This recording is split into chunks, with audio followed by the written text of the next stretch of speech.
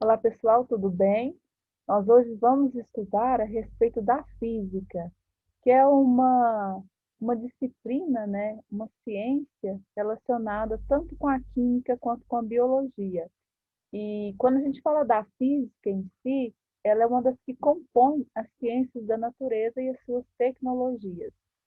Bom, a começar, nós iremos falar a respeito, né, da história, né, da física. A física em si é uma ciência que tem origem na Grécia. Então, são os gregos, né, os gregos da Grécia Antiga, unidos ao pensamento filosófico, é que deu origem aos conceitos, né, relacionados com a física. Então, vamos então entender um pouquinho a respeito dessa ciência. Bom, a física, por ela ter uma origem na Grécia Antiga, ela se uniu a pensamentos filosóficos, né?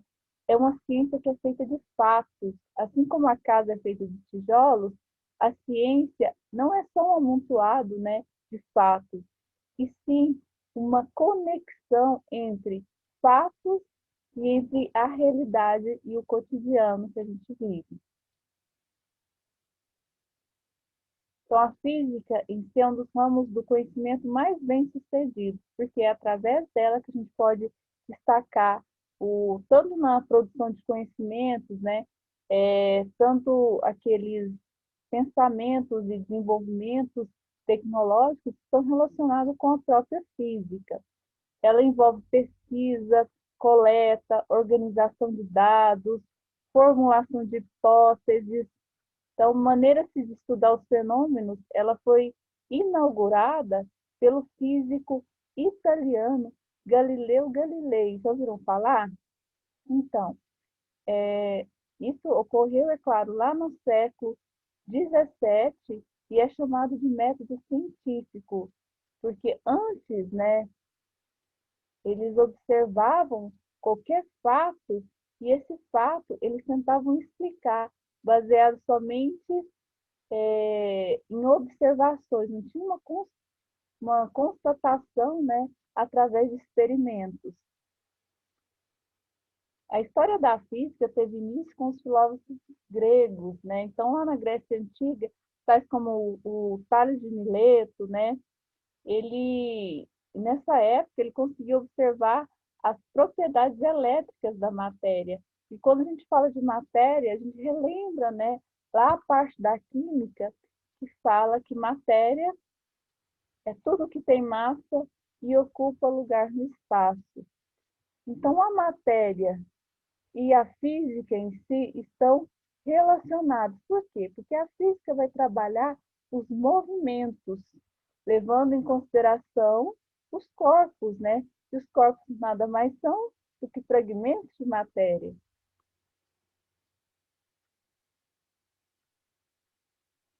E aí nós vamos estar relacionando, né, os ramos, né, que a física propõe, que é a mecânica, o calor, a termodinâmica, a eletricidade, o magnetismo, a óptica e as ondas, né? E a parte da física moderna. No caso da mecânica em si, ela estuda os movimentos. E esses movimentos, eles podem se dividir em cinemática, dinâmica, movimentos relacionados à gravidade, né, que é a gravitação, a estática e a hidrostática. Então, são subdivisões dentro da mecânica. E o principal foco da mecânica é estudar os movimentos. Além da mecânica, tem o calor e termodinâmica. Termodinâmica está estudando os fenômenos térmicos, ou seja, temperatura, e ela é subdividida em termometria, calorimetria e termodinâmica. Também pode ser a terminologia, né? Termologia. Bom, além disso, nós podemos ressaltar também a eletricidade. Qual que é a função desse ramo? É estudar a corrente elétrica, ou seja, os elétrons. Estudando os elétrons em si, a gente vai perceber que ocorre uma transmissão de energia entre esses elétrons que vai desencadear a formação de uma energia que pode ser transformada em outra energia. Por isso que a gente fala que energia térmica dá origem, tem origem, né, na própria energia elétrica. E além disso, nós temos também o processo de magnetismo. O magnetismo ocorre através do quê? Da indução magnética, dos ímãs, né? Que está relacionado também com o processo de atração entre os elétrons. Bom, além, é claro, né, nós também podemos ressaltar o ramo que é a óptica e as ondas, que é o principal foco nosso de atenção aqui no 9º ano. Por quê? De acordo com a nossa matriz curricular, é o estudo dessa parte que a gente vai buscar algumas questões, responder algumas questões, né, vividas por todos no cotidiano. O movimento das ondas, assim como a óptica geométrica, está presente constantemente no nosso cotidiano. Basta a gente observar o quê? Por exemplo, o arco-íris. É um fenômeno óptico.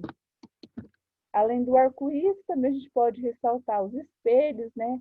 As cores que vemos, entre outros fenômenos.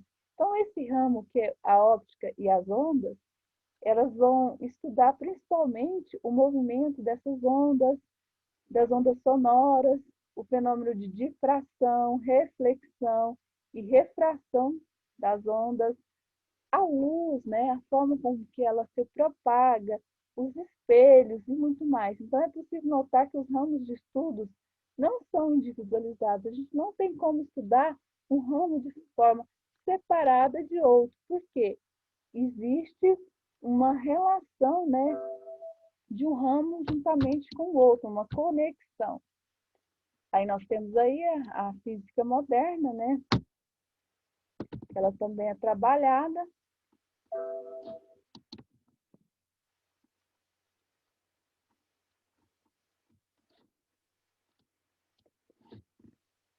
E aqui no outro slide, a gente pode estar ressaltando a importância da física. Por que ela é tão importante? Só desse tempinho que eu estou falando, a gente pode perceber que eu destaquei muitas importantes, tais como a eletricidade, o processo de magnetismo, que mais? No nosso cotidiano, o que ela é importante? Os processos relacionados com as ondas, né? Ondas eletromagnéticas, ondas sonoras. Então, tudo isso faz parte do nosso cotidiano e está o quê? Presente devido à física. Nós temos, então, a energia elétrica, a energia mecânica, a energia sonora, a luminosa, a calorífica, né, que vai emitir ondas de calor, e a energia nuclear, que vai trazer também muita energia, apesar de ser uma estrutura um pouco assim, que dá algum receio para nós, mas ela é o quê? Ela também é capaz de emitir grande quantidade de energia. Bom, a física clássica ela vai subdividir em mecânica óptica, termologia ondulatória e eletromagnetismo. A mecânica, por exemplo, ela vai possibilitar a compreensão dos movimentos. Então, basicamente, a física, a gente pode estar concluindo em si que a essência básica dela é promover o movimento dos corpos.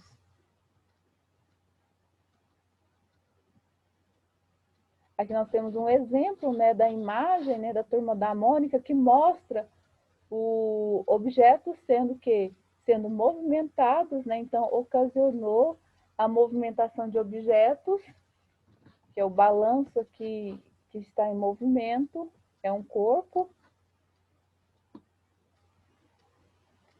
Nós temos também o calor e a termodinâmica, que possibilita entender os processos térmicos, né?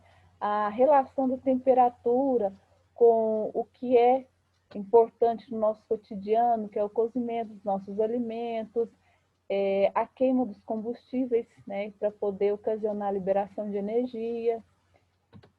E além de outros, né, outras características, né, importantes relacionadas à própria temperatura e a importância dela dentro do nosso cotidiano.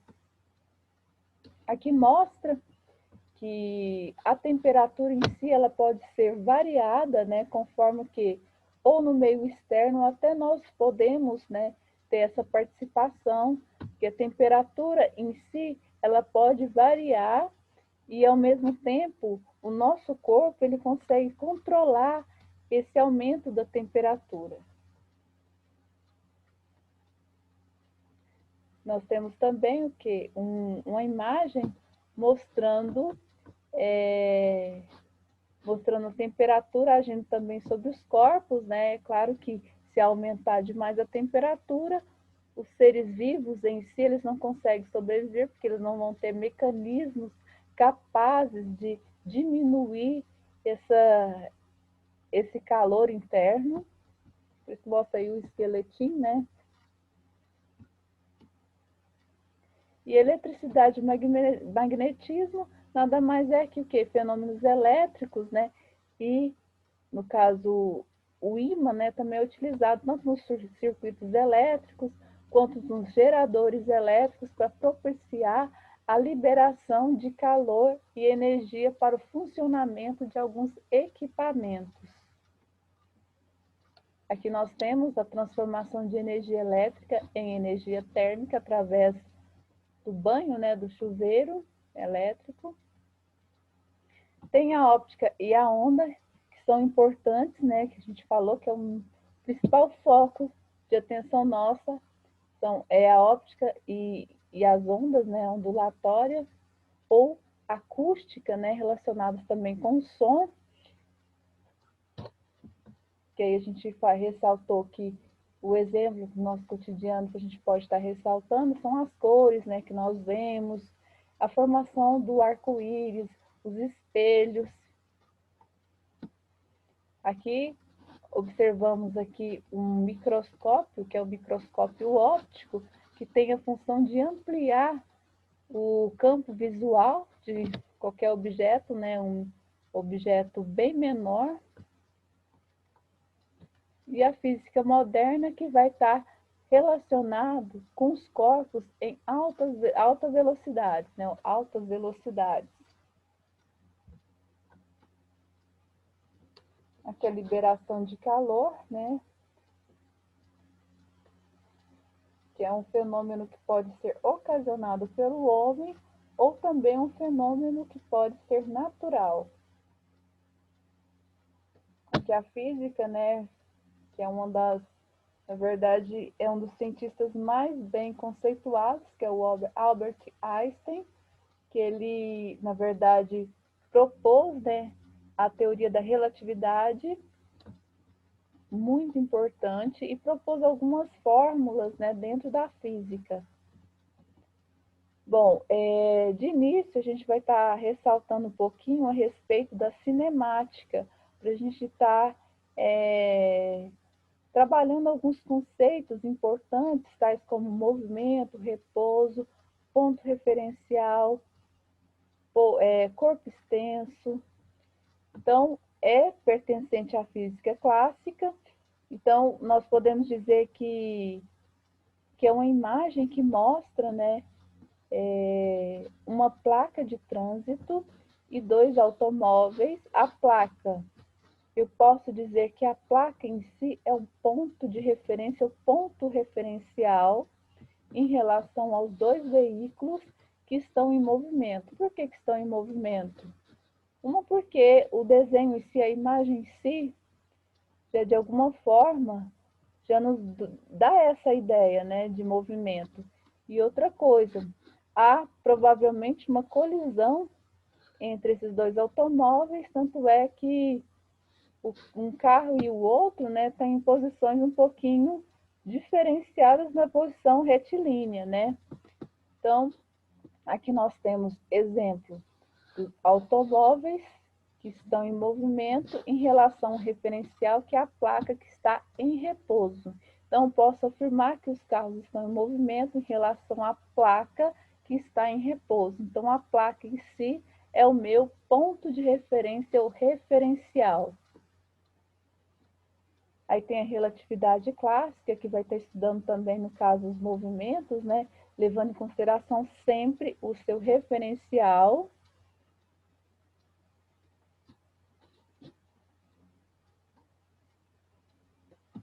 A extensão em si de um corpo não é levada em consideração quando a gente quer, na verdade,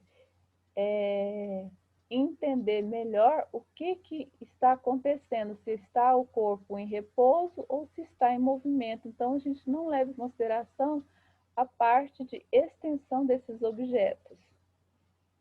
Então, esse tipo de questionamento é comum, né, quando estamos conhecendo e relacionando as extensões de tudo que conhecemos.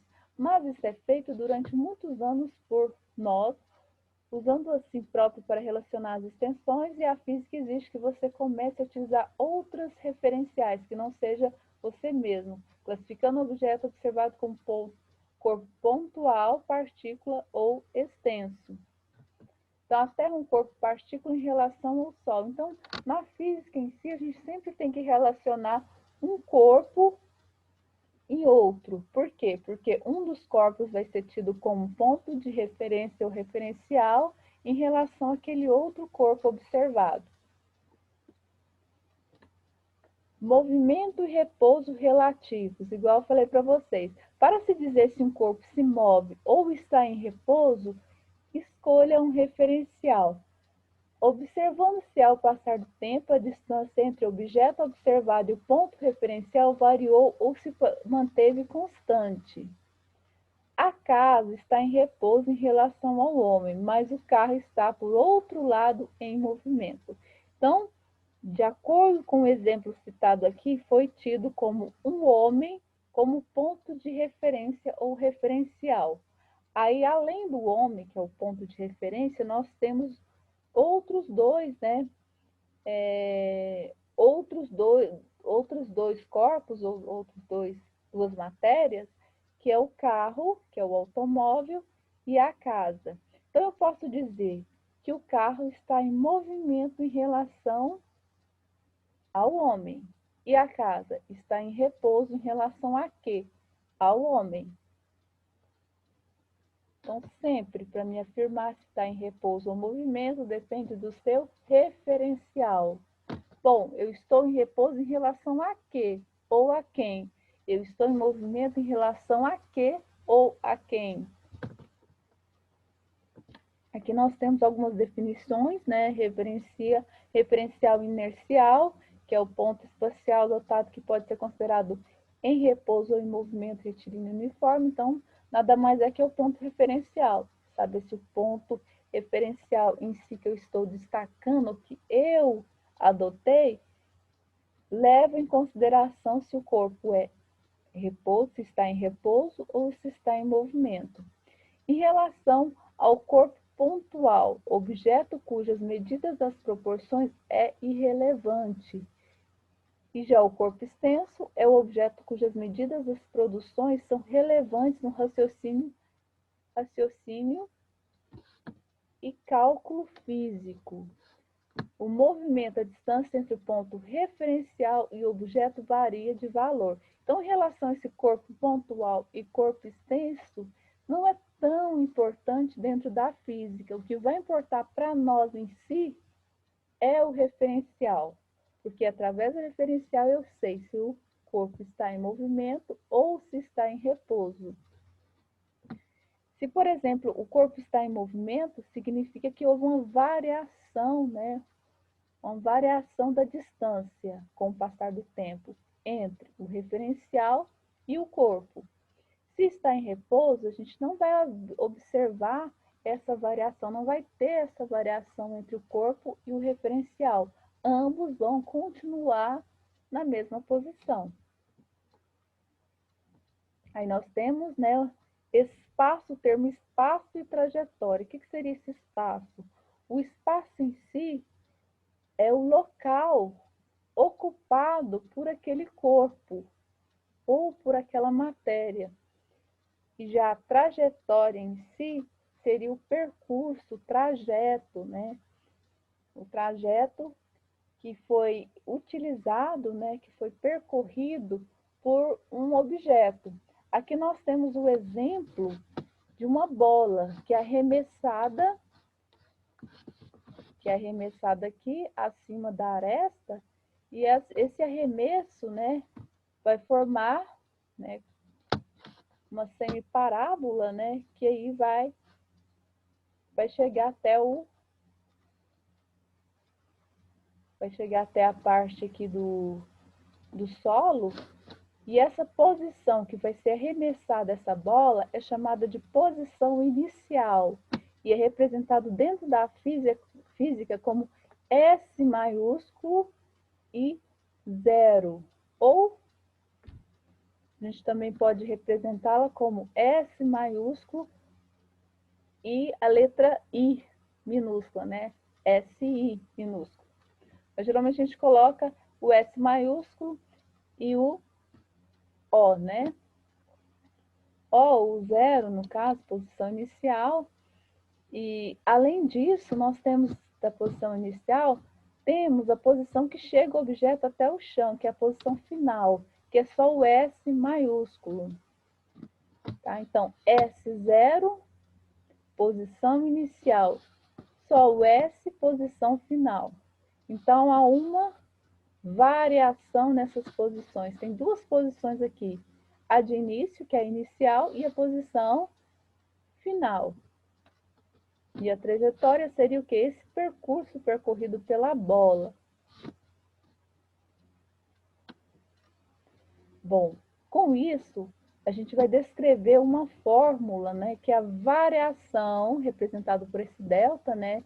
Delta significa variação do quê? Do espaço, ou também chamado de variação do deslocamento ou das posições. Então, há uma variação aí, na bola estava lá em cima, estava com aquela posição inicial, ela vai variar até chegar na posição final. E essa fórmula descreve o deslocamento ou variação da posição igual posição final, que é só o S, menos posição inicial. Aqui nós temos um exemplo que mostra, né, vamos entender aqui melhor a utilização dessa fórmula. Aqui nós temos um exemplo que mostra desde a bolinha aqui na sua posição inicial, aí ela vai variando as posições até chegar na sua última posição, que é a final. E aí, de acordo com a letra A, pede para a gente calcular quanto deslocou ao total, de acordo com a figura, a pequena bolinha. Então, vamos ver? A gente vai colocar, primeiramente, a fórmula ΔS, que é o deslocamento ou variação desse espaço, né, dessa posição, igual posição final. Qual que é a posição final? É a última posição, 8, menos da fórmula, posição inicial, a primeira posição, menos 2. Aqui tem 8, né? Menos e menos, mais. Então, 8 mais 2, 10 metros. Então, esse deslocamento total foi de 10 metros. Essa variação aqui. A letra B é colocado outros dados, como sendo a posição final. A inicial permaneceu menos 2 metros. Só que aqui o dado do exercício da letra B, ele foi, em vez de colocar 8, igual a gente fez na letra A, ele atribuiu outro valor de 4 metros, como sendo a final. Então, o que a gente faz? Basta a gente colocar novamente a fórmula, deslocamento é igual posição final menos posição inicial. Primeira posição, que é a final, 4, menos posição inicial, menos 2, que vai ser 4 menos e menos, mais 4 mais 2, 6 metros. Então, metros seria o quê? O deslocamento ocorrido entre a posição menos 2 até chegar a 4 metros. Então, também é comum a gente falar que chamar a posição zero de origem dos espaços. Então, às vezes pode aparecer em alguns probleminhas esse termo, posição zero. Então, seria o quê? Posição zero é quando ocorre a origem dos espaços, né? Então, chamar a posição zero de origem de espaços. Nós temos também a aceleração. O que seria aceleração? Seria mudança de movimento, ou seja, mudança dessa velocidade. Um carro, quando ele está em uma determinada velocidade e o motorista acelera, o que acontece com essa velocidade? Aumenta, então há uma variação da velocidade. Então, em vez de a gente colocar ΔS, que é a variação do espaço ou deslocamento, é delta o quê? Delta V, porque é a variação da velocidade.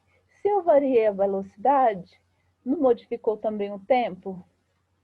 Então, há uma mudança no tempo, a variação do tempo. Aí a gente pode calcular, utilizar essa fórmula aqui, essa segunda fórmulazinha, que é a fórmula da aceleração. A aceleração média ou aceleração que a gente fala de instantânea, né, o escalar.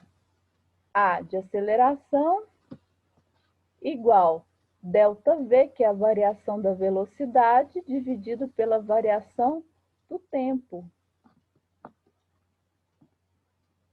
Vamos observar aqui o exemplo, né, que a gente vai utilizar essa forma que eu acabei de falar. A de aceleração igual ΔV, variação da velocidade, dividido pela variação do tempo, que é o ΔT. Aqui nós temos uma tabelinha que mostra os valores das velocidades, né? Que é dado em metros por segundo. Uma velocidade, ela pode ser tanto dada como metros por segundo ou quilômetros por hora. Geralmente, é claro, né? É um percurso maior, a gente vai utilizar mais quilômetros e não metros. Então, são velocidades. O 24, a primeira velocidade é chamada de velocidade inicial. Depois tem o 20, que é outra velocidade, 16 e o 12. Então, o 12 é a última velocidade. Então, essa velocidade é final. E nós temos também aqui na tabelinha os instantes, né? Ou seja, o tempo dado em segundos. No instante zero, ou seja, em 0 segundos, a velocidade é de 24 metros por segundo. No instante 2, a velocidade é 20 metros por segundo. No instante 4, a velocidade é 16 metros por segundo. E no instante 6, a velocidade é 12 metros por segundo. Aqui no instante também existe o instante inicial, que é o primeiro, e o instante final, que é o último, que é o número 6. Então, basta a gente pegar esses dados e jogar naquela fórmula. Qual que é a fórmula? A aceleração média, ou simplesmente, no caso, por a gente estar trabalhando com a velocidade média, né? Podemos colocar a aceleração média é igual ΔV. O que é o ΔV? Não é a variação da velocidade? Pego velocidade final, 12, menos velocidade inicial, que é 24, dividido pelo tempo final, que é 6, menos o tempo inicial, que é 0. 12 menos 24, pega o sinal do maior, fica menos 12, dividido 6 menos 0, 6. 12 dividido por 6, 2. Menos 2, né, porque a gente vai conservar o sinal negativo, metros por segundo ao quadrado. Por quê? Porque toda e qualquer velocidade é dada em metros por segundo ou quilômetros por hora, e a aceleração, ela passa a ter o quê? ao quadrado. Metros por segundo ao quadrado. É o que vai diferenciar da velocidade. Aqui nós temos, né, um exemplo que fala sobre a velocidade média. Se tem a velocidade média, ela vai depender do quê? Da distância ou da posição do deslocamento em relação ao tempo, que é a variação, delta, variação do tempo. Delta, S, variação do espaço ou deslocamento ou posições, né?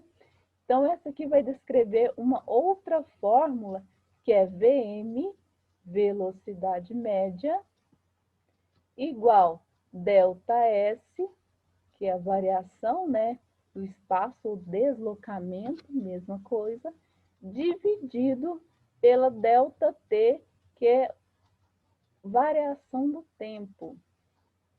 Aqui nós temos um percurso, né, um trajeto ou trajetória, que é esse percurso que esse atleta, né, esse atleta vai percorrer. Nós temos aqui o tempo. Por que eu sei que isso aqui é tempo? Que 2, 4, 6, 8 é tempo? Porque estão com o S. O que é o S? Segundos, abreviação de segundos. 2 segundos, 4 segundos, 6 segundos, 8 segundos. Então, isso aí são o quê? Os intervalos de tempo. Aqui nós temos o deslocamento, que é essa distância que ele vai estar percorrendo, né? Quando ele percorre 10 metros, significa que já passou 2 segundos, mas depois 20 metros, 4 segundos, depois 30 metros, 6 segundos, 40 metros, 8 segundos. Então, a gente tem o quê? Uma variação no tempo e a variação também no espaço ou deslocamento. E aqui nós observamos que nós temos cada uma dessa estrutura, cada parte dessa trajetória tem a presença de uma variação de posição ou deslocamento. Então, o que a gente faz? Na verdade, nós teremos, se a gente for analisar corretamente, nós teríamos que fazer o cálculo de cada um desses ΔS. Por quê? Cada um dessas, ΔS não, cada um dessas velocidades, porque ΔS em si a gente já tem, né? Que o espaço aqui desse ponto até esse é de 10 metros. E o espaço desse ponto até aqui, 20 metros. Desse espaço, desse ponto até aqui, 30. Daqui até chegar aqui, 40. Então, são o quê? As variações de espaço, de posição ou deslocamento. Aí, para a gente calcular a velocidade média, a gente vai utilizar essa fórmula, que é Vm igual ΔS dividido por ΔT. Primeiro, vou calcular, no caso aqui, somente de início, essa velocidade média, porque na velocidade média eu não preciso saber o deslocamento. Qual que é o deslocamento, a variação de espaço aqui? Não é 10? Então, vou e coloco 10. E qual que é a variação aqui, no caso, desse ponto até aqui? 2. Então, vou colocar 2. Então, estou fazendo só, na verdade, o cálculo dessa velocidade aqui, ó, desse instante e desse espaço. Então, é 10 dividido por 2, que a gente vai ver aqui, o que a gente observa? 5 metros por segundo. Mesmo se eu pegasse, analisa comigo, mesmo se eu fizesse o cálculo dessa velocidade aqui, depois mais dessa segunda, dessa terceira, dessa quarta, né? Se eu pegar esses dados e jogados em cada uma das fórmulas da velocidade, eu sempre vou chegar o quê? Nesse valor de 5 metros por segundo, porque a variação da velocidade entre essa distância, essa outra, e essa, sempre será 5 metros por segundo. Então, eu poderia colocar aqui 10 dividido por 2, 5. No outro instante, 20 dividido por 4, 20 dividido por 4, 5. 30 dividido por 6, 5. Então, e 40 dividido por 8, 5. Então, todos esses cálculos de velocidade médias aplicados dentro de cada um desses deslocamentos vai ser o mesmo. Porque as variações de velocidade, nesse caso, são as mesmas. Aqui no caso, são dois exercícios, né? O primeiro e o segundo exercício, que vocês vão realizar na nossa atividade referente à próxima semana, né? No caso, vocês vão receber essa videoaula e em seguida vocês vão copiar esses dois exercícios, né? Não precisa nem copiar, basta só resolver, colocar exercícios de cinemática número 1 e fazer o cálculo. Número 2, ou segundo, né? Faz o cálculo. Aí coloca a data bonitinho, né? E aí você já pode colocar dentro da pasta, ou se quiser achar melhor no envelope confeccionado por vocês mesmos, né? Algo que esteja, na verdade, bem identificado, esteja organizado também. E qualquer dúvida, é só entrar em contato para que a gente possa, né, retirar todas essas dúvidas e não ter nenhum probleminha no aprendizado. Então é isso, até a próxima.